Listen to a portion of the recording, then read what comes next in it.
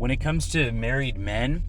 and going over the topic of a woman's menstruation and ovulation during her period cycle,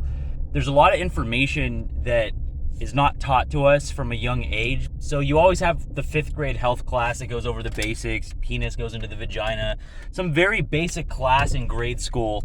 where they just touch on the extreme basics of sex, but they don't really go into further detail about it, or they think it should be something that the parents teach at home or just let them figure it out on their own, or they're from a really religious community where there's something like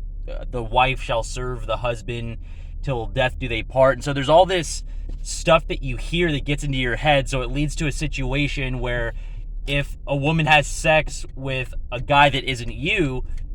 a lot of guys that aren't red-pilled and don't understand some of the deeper truths of that, they get really offended, or they feel like it's some personal thing against them, and this can lead to a lot of problems in relationships with arguing, fighting, domestic violence, just world problems systematically. And a lot of it just comes from lack of real education. I know that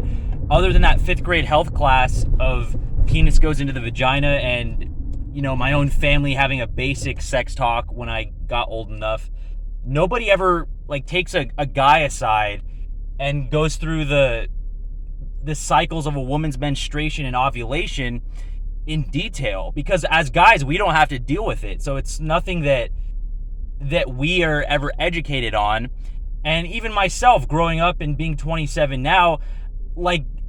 you notice, just as a guy, you don't have to deal with it, so you just don't learn about it as much. But this causes a lot of misunderstanding. So when it comes to married men, what you're really doing is you're signing up for the roller coaster. You're signing up for a roller coaster of emotions that's just the natural biology of the woman. When she's ovulating, that's the optimal point of fertility in terms of her getting pregnant. And when she has that 9-month hold and you add hypergamy into the mix, it makes the most sense for her to have the highest sex drive in that time and for the best possible guy that she can get during that time. So just because you're married to her or because she's your girlfriend, she's still in those natural cycles. So you're going to go through those emotional cycles of her randomly being mad at you on her period, and then being really horny when she's ovulating, and then she goes to girls' night out and, oh, there's that other dude there. Or she goes to work and there's Kevin from the sales department. And just the idea of ownership in general, this is my girlfriend, this is my boyfriend, this is my wife, this is my husband. This idea of ownership that we have, whether that's from our own perspective or from a religious upbringing or whatever the case may be, there's not a lot of actual biology and spirituality that's taught on a deep enough level for people to avoid some very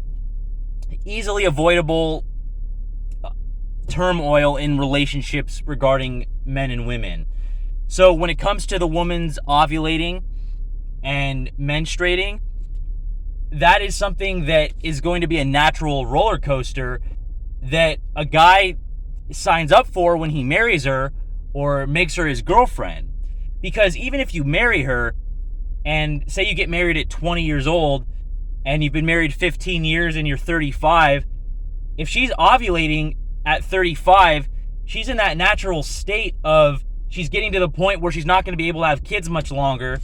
and that biology is still there of looking for her best option. So just because you're the husband or the boyfriend, you may not be the quote-unquote best option by her perspective. So you never really have true ownership over that person or what that person's going to do. So you're basically just signing up for the roller coaster. And it's not to say that men shouldn't take care of women or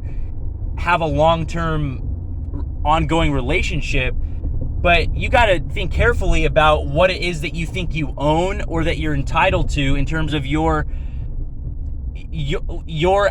ownership over her thoughts and actions, because you really don't own another human being. So when it comes to that menstruating and ovulating, it's just an up and down. So even if you have a kid with her,